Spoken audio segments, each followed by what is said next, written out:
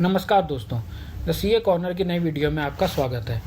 आज मैं एक ऐसा सवाल आंसर करने वाला हूं जिसे लेकर पूरा इंडिया कंफ्यूज है और वह है new tax regime versus old tax regime.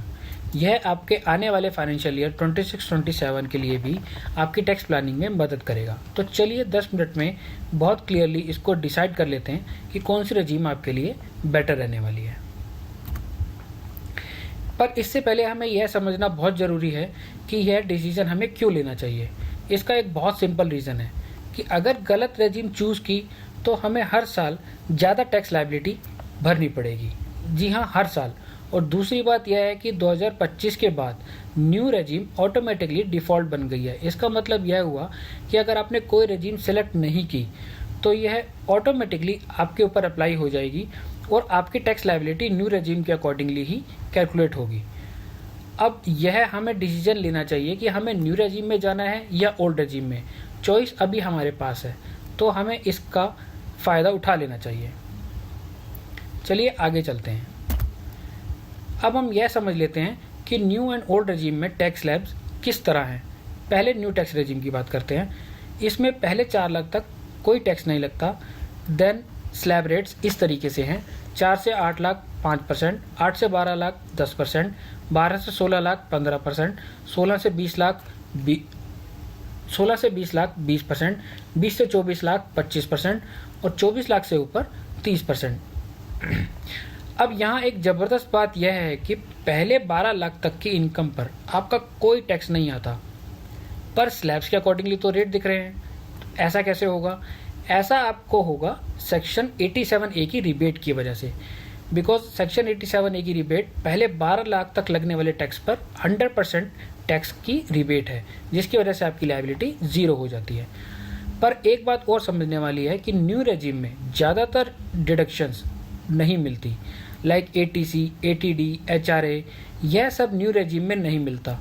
सिर्फ एक डिडक्शन मिलती है, वह भी स्टैंडर्ड डिडक्शन 75,000 की।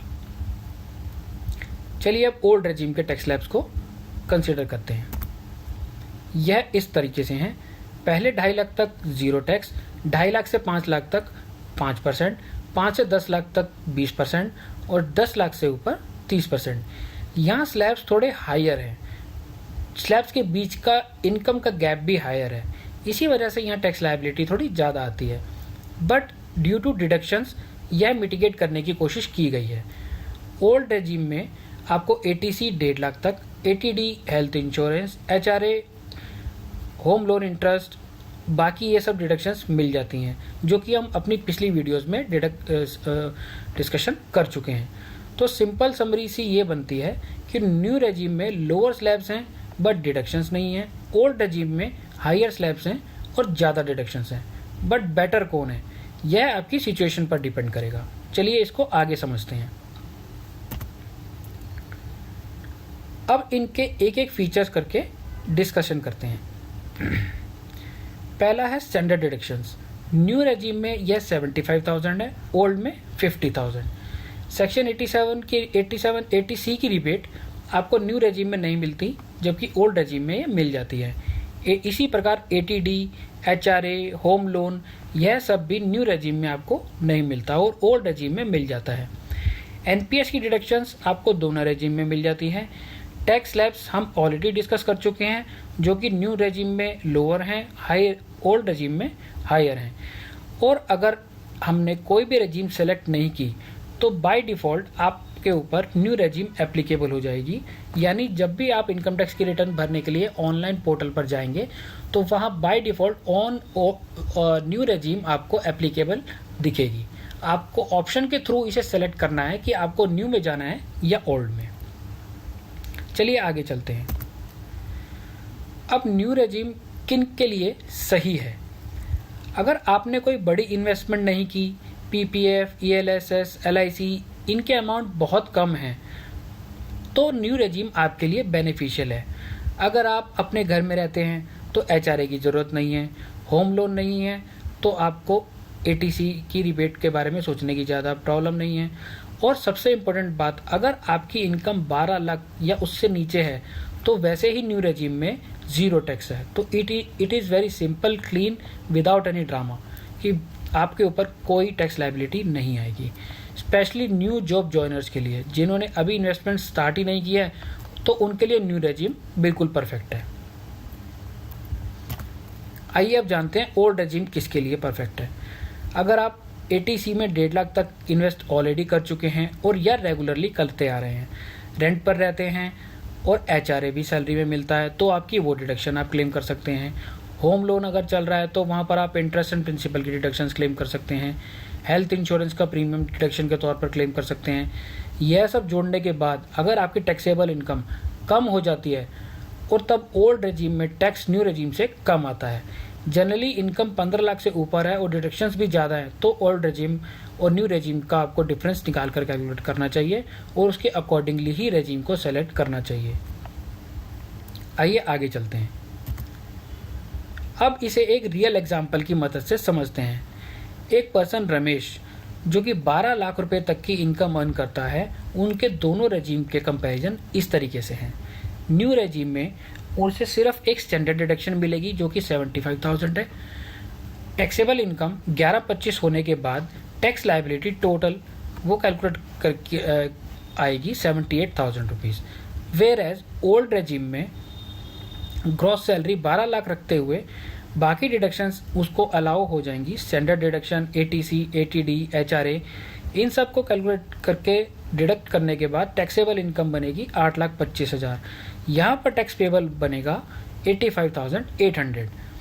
अब यहाँ हम क्लियरली देख सकते हैं कि सिंस ओल्ड रेजिम में रमेश ने डिडक्शंस क्लेम कर ली 3,75,000 की, स्टिल उसका टैक्स लायबिलिटी ज़्यादा आ रही है as compare to new regime. यह डिफरेंस हमें यह बताता है कि हमें 12 लाख तक की इनकम पर अगर हमारी डिडक्शंस 3,75,000 तक है तो हमें न्यू रेजिम ही बेनिफिशियल रहेगी। अब मैं आपको एक ऐसा फॉर्मूला देता हूं जो कि बहुत सिंपल है और इसमें ज़्यादा दिमाग नहीं लगाना होगा।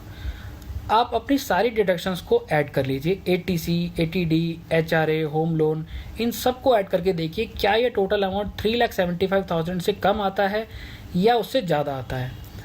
अगर ओल्ड रेजिम और न्यू रेजिम के अकॉर्डिंगली आपका 3,75,000 से कम है, टोटल डिडक्शंस का अमाउंट अगर आपका 3,75,000 से कम है, तो न्यू रेजिम आपके लिए बेनिफिशियल रहेगी।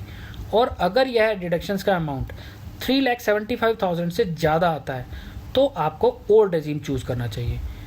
और अगर इनकम 12 लाख तक है तो आपको बिल्कुल दिमाग नहीं लगाना, आप सिंपली न्यू रेजिम में रह सकते हैं क्योंकि वहाँ लायबिलिटी एज सच 0 ही आएगी। अब एक लास्ट प्रैक्टिकल सवाल, स्विच कैसे करना है बिटवीन रेजिम्स। यह कई लोगों को नहीं पता रहता, जिसकी वजह से वह कन्फ्यूजन में ज़्यादा टैक्स दे बैठते हैं। इस साल न्यू रेजिम, अगले साल ओल्ड रेजिम, ये हमेशा प्रॉब्लम फेस करते हैं। तो बस आपने क्या करना है, आप अपने एम्प्लॉयर को एक फॉर्म भर के दीजिए या आईटीआर फाइल करते वक्त भी आप इसे सेलेक्ट कर सकते हैं। न्यू रेजिम आपको डिफ़ॉल्ट के तौर पर मिलेगी अपने फॉर्म में। आपको वहाँ ऑप्शन मिलेगा कि whether you want to go for old regime और new regime. There you can easily decide कि भाई आप कौन सी रेजिम में अपनी आईटीआर फाइल करना चाहते हैं। अगर आप सैलरीड एम्प्लॉय हैं तो आपके लिए स्विच करना बहुत ईजी है। आपको हर साल ये पूरी फ्लेक्सिबिलिटी मिलती है कि आप कौन सी रेजिम में जाना चाहते हैं। Whereas if you are a business owner or any freelancer, then the options are limited. You can switch from old regime to new regime, but there is only one chance given to you. But if you have opted for new regime, तो आपको old regime में जाने के लिए बहुत difficulties आएंगी। तो इसलिए बिजनेस ओनर्स और फ्रीलांसर्स को यह डिसीजन बहुत सोच समझ कर लेना चाहिए कि वह किस रेजिम में जाना चाहते हैं। Because if they have selected one regime one time तो उनको स्विच करना बहुत मुश्किल है। वेयर एज सैलरीड एम्प्लॉय इसको ईजिली स्विच कर सकते हैं। तो आइए एक क्विक रिकैप कर लेते हैं। न्यू रेजिम का मतलब हुआ lower slabs, simple calculations, default mechanism, deductions नहीं मिलेंगी। ओल्ड रेजिम का मतलब हुआ हायर स्लैब्स, ज़्यादा डिडक्शंस, ऑप्ट इन करना होगा अगर हमें जाना है तो, अदरवाइज न्यू रेजिम ही आपकी डिफ़ॉल्ट मानी जाएगी। डिडक्शंस कैलकुलेट करिए, 3,75,000 से ज़्यादा हैं या कम हैं। अगर उससे ज़्यादा हैं तो ओल्ड चूज़ करना चाहिए, वह हमारे लिए बेनिफिशियल होगा। और लास्ट एक टिप कि अगर आपकी इनकम 12 लाख तक है तो आपको without any confusion new regime में जाना चाहिए, वह आपके लिए बेनिफिशियल रहेगी।